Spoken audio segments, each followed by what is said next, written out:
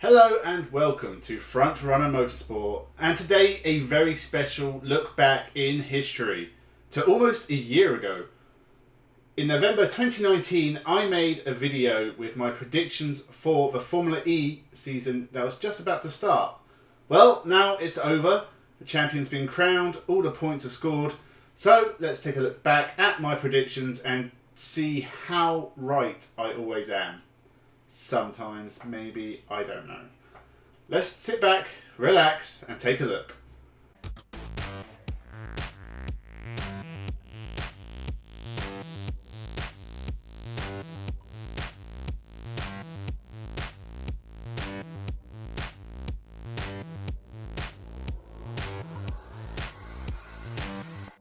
Welcome to Frontrunner Motorsport.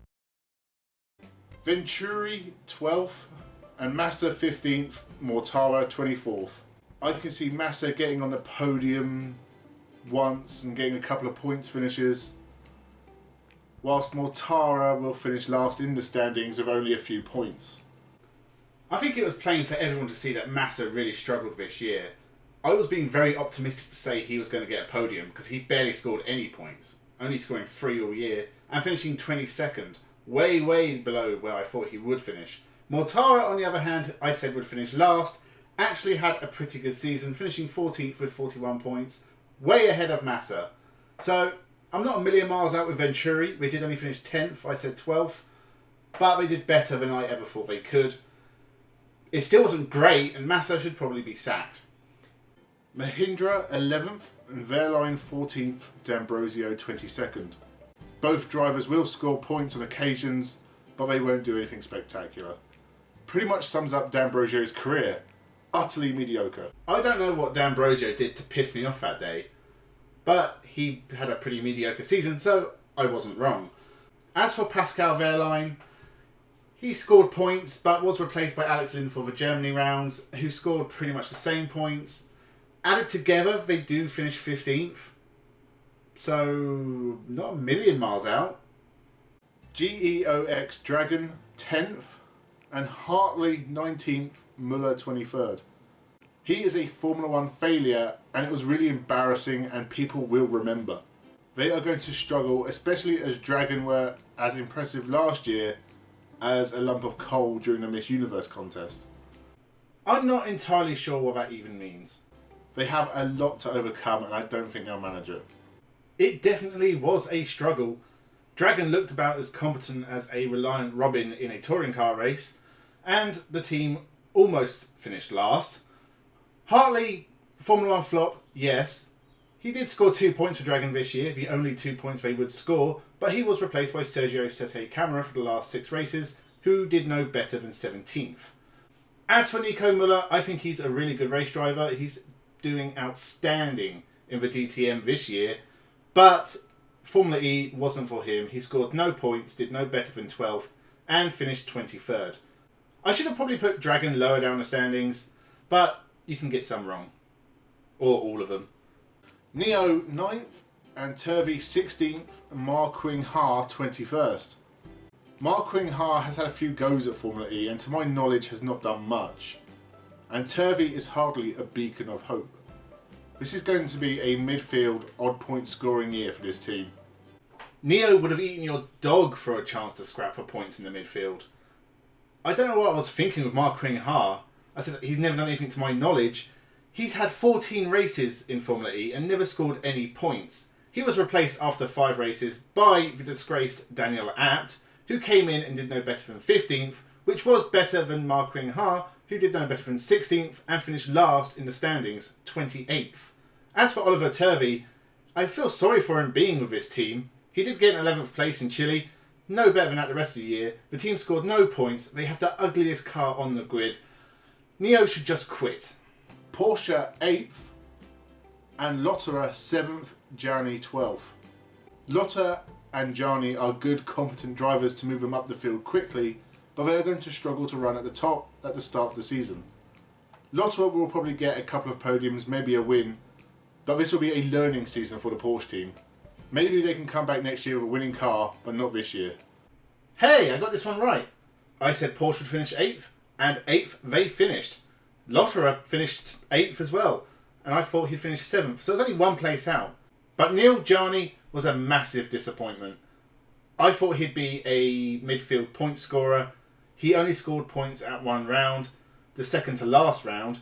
If he had done better, Porsche would have done better.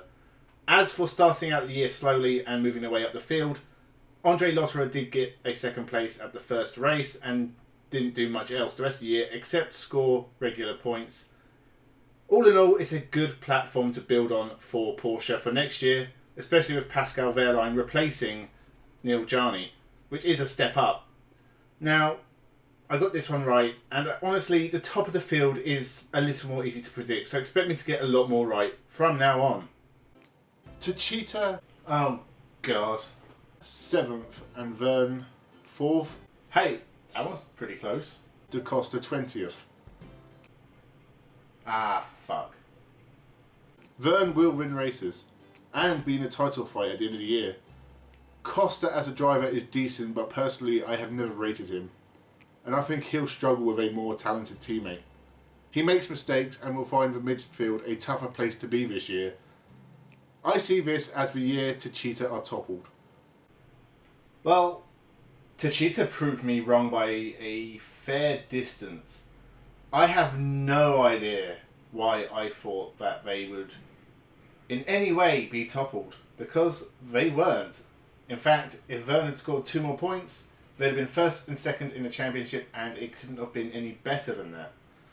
Vergne had a good season, but it started badly. I think he lost out in those early rounds. He had a couple of retirements. He still looks like one of the best drivers on the grid, and I will not underestimate him going forward.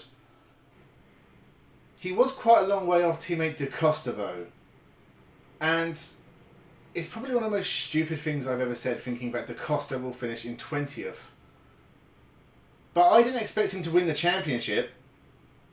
I think it was those 3 wins in the middle of the season really stamped his mark, but it wasn't even close. He was 70 points clear of second place. He dominated in any sense. So, I was definitely 100% wrong. I should just delete the channel out of shame. BMW 6th and Gunther 8th, Sims 17th. Of all the German manufacturers on the grid, I think they have the weakest driver lineup, but it's still not bad. I see them being a midfield team, maybe taking 1 win between them, but this will be a tough year. BMW are confusing. They really look like they had pace at times, and in other races not so much. They took 3 wins, which is a damn good showing. Sims took a win, Gunther got 2. Gunther got caught up in too many midfield dramas. That really affected his championship. He could have pushed on in the last few races, but it just didn't happen for him. Sims is average, and he looked average. He was very impressive in taking his win, but he's left BMW, he's with a low down team.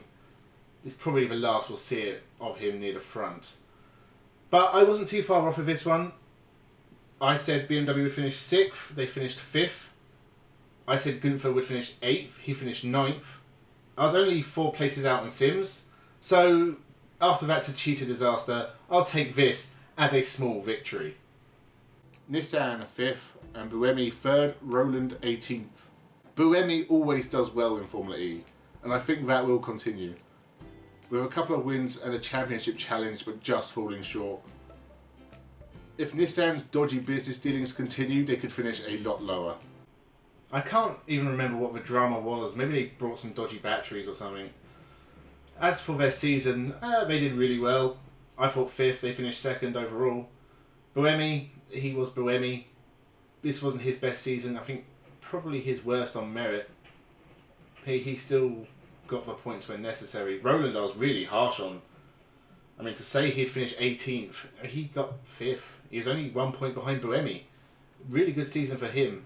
Nissan looks strong, and there's a lot to build on, so expect Nissan to be right up there again next year.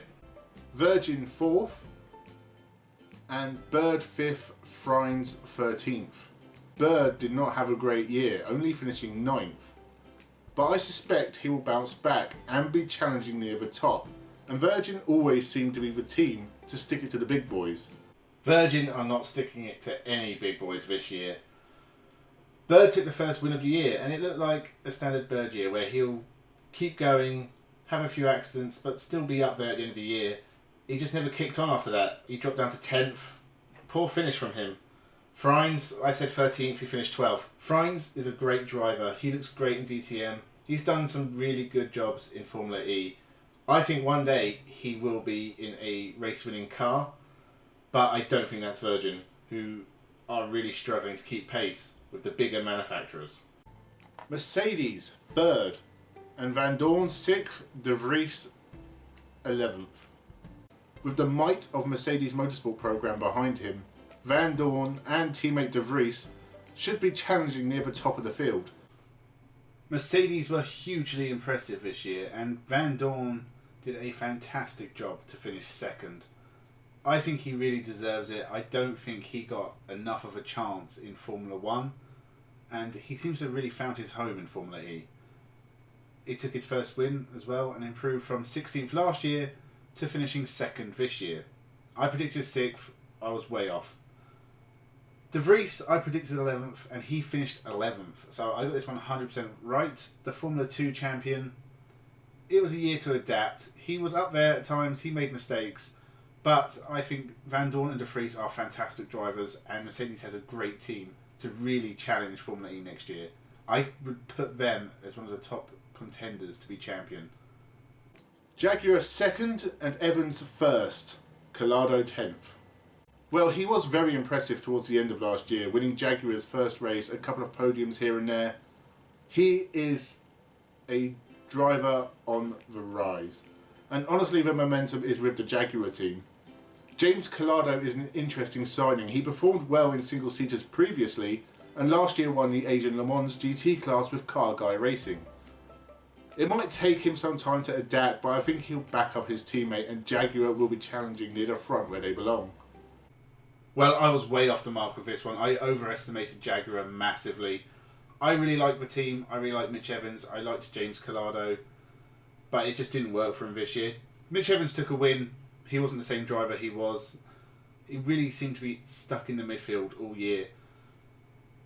I really predicted him to finish top of the pack. He didn't. He finished 7th. James Calado, I think he is a good driver, but I think he is more attuned to GT cars nowadays.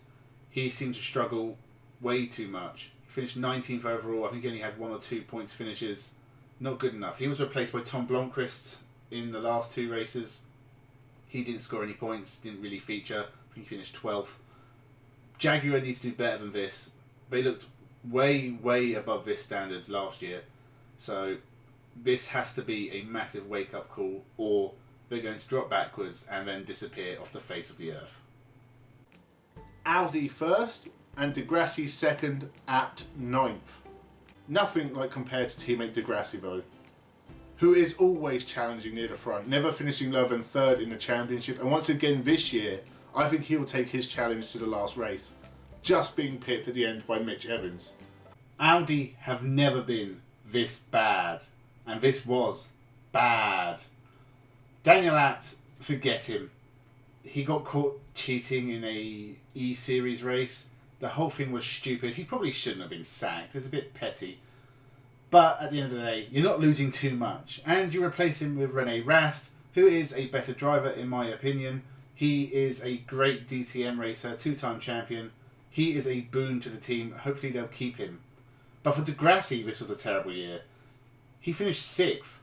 He's never finished outside the top 3 before now.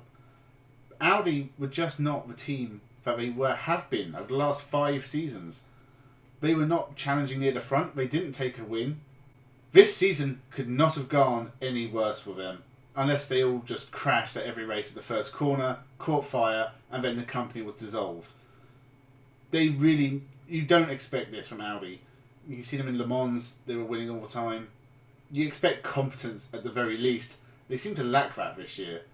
I expect De Grassi to come back stronger next year. If they keep René Rast on the team, he will do well for them. It can only get better. I cannot imagine Audi finishing lower than this. So, that was my reactions. Did I get many right? No. I got 3 manufacturers right, which isn't too bad honestly, but I only actually got 1 driver right.